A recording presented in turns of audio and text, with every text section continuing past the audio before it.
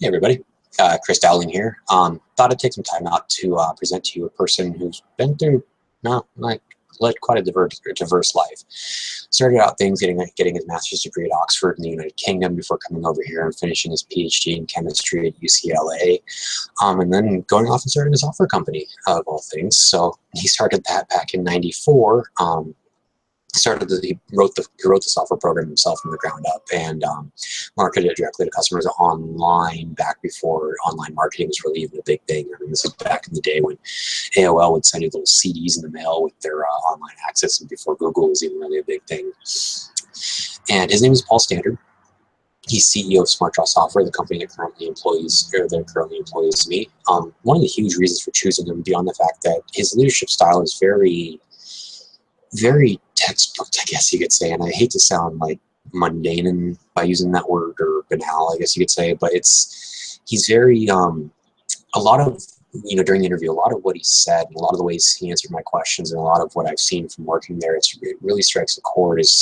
He's done a really good job of being a leader that goes along with how a leader should be. I mean, when you read our book and when I listened to his interview questions, he did an amazing job of it was as if he read the book before going along and answering these questions that I had prepared for the interview. So, and he embodies a lot of it too. You see it when he leads, when he works, when he presents his visions and whatnot. So there is that as well. So that was a lot of the reasons why I chose him as my interviewer. So anyways, what did I find out? So along the lines of power, he does prefer more of like a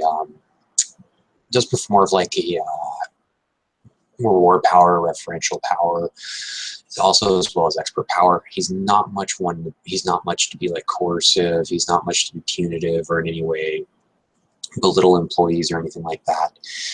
There is inherent reward power, obviously, because he is the CEO. He has control over our pay, our position, who gets hired, who gets fired. So there's definitely that reward power that comes from that. Beyond that, though, I mean, there's obviously expert power, given that he, everything I just mentioned about him coding the software from the ground up, advertising it from the ground up, creating a company from the ground up, all of that is something that he had no prior experience in before doing this. So there's a lot that came with that. And please don't mind the cat. Sorry about that. Anyways, and there's referential coming that's given from people that they follow him. We're willing to follow him. We're willing to go along with what he says, and it's not some like delusional thing. It's because we know he knows what he's talking about and what he's doing, and we want to be like that. I guess you could say we wanted to be that type of leader. So you see that, and there's also a very low turnover rate. I mean, we have people average tenures 5 to 10 years, so that's definitely a huge thing. Now, regarding leadership style. It is more of a hybrid between laissez-faire and democratic. There is an authoritarian side when needed, and that's just more or less if a decision needs to be made now, or if people are just bickering, if it's trivial, something they shouldn't be fighting over, he'll come in and put his foot down. But anyways, what I mean by laissez-faire is not so much like the hands-off, like, see you guys, have fun, you're on your own. It's not that at all. It's more along the lines of, he's visionary in a sense. He really likes to paint a picture of where he wants us to be, where he wants us to go, and he really likes to outline the steps that are involved. It's more mapping it out. Here's where we are, here's the steps involved, here's each little junction or little stop on the way that needs to be accomplished or undertaken. So he's very good at that. And that was one of the things he mentioned during his interview as well, is that a vision's, it's really meaningless if it's not tangible, if it's too grandiose, if it's not attainable, if there's not a path for getting there, it's just not really worthwhile mentioning them.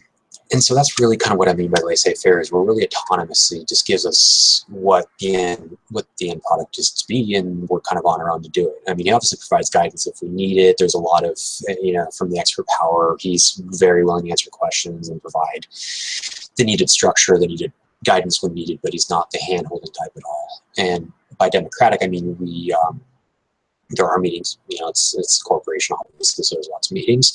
And he really likes to take input before he implements decisions. When he has a new idea, he likes to toss it around. He likes to make sure that people are on board with it, that it might actually work, that there's not other ideas that could be better, that things couldn't be added to it. So there's that aspect to it as well, which is a really good thing to see from your CEO. But given to, because of that, one of the things he mentioned is that he likes to see in his followers is a level of intelligence, a level of willingness to be autonomous, be able to actually carry out your role and be able to do it well. So you have to kind of make decisions on your own and be able to take responsibility for your actions and, you know, make yourself better every day, which is definitely a huge thing because that drives inspiration, it drives motivation, it keeps people moving. So that's obviously a huge aspect. And I do want to mention there's some leader member exchange in there as well. There are, but he's more, as the book recommended, he tries to keep as many people in the in-group as he can. He tries to avoid favoritism at all possible. So there's not really the in-group and the out-group as you might see with some other places. He tries to keep everybody in the in-group, and it definitely helps. You know, you see the results given that it is a smaller software company. About 30, 35 people work there. So all of that kind of comes together and makes what would be a great leader somebody who's worth following. So that has a huge difference, a huge impact on how we do our jobs and how we feel when we're there every day. So I'm in danger of reaching my time limit here, so I don't want to keep you guys too much longer. So in conclusion, I mean, that's why I picked. I mean, he's quite a diverse person, came from the United Kingdom, was really big on chemistry and physics, and decided he wants to go learn how to code and create his own software program and learn how to market it online directly to customers. He didn't want to deal with retailers or distributors or any of that. So it was quite a pioneer. It was quite a first, quite a novel activity for its time. So that was quite a huge thing, and it's quite a blessing to be working for him. And I don't use the word quite again, but it's worked out well. But anyways, thank you so much for your time, and hopefully this helped. Take it easy.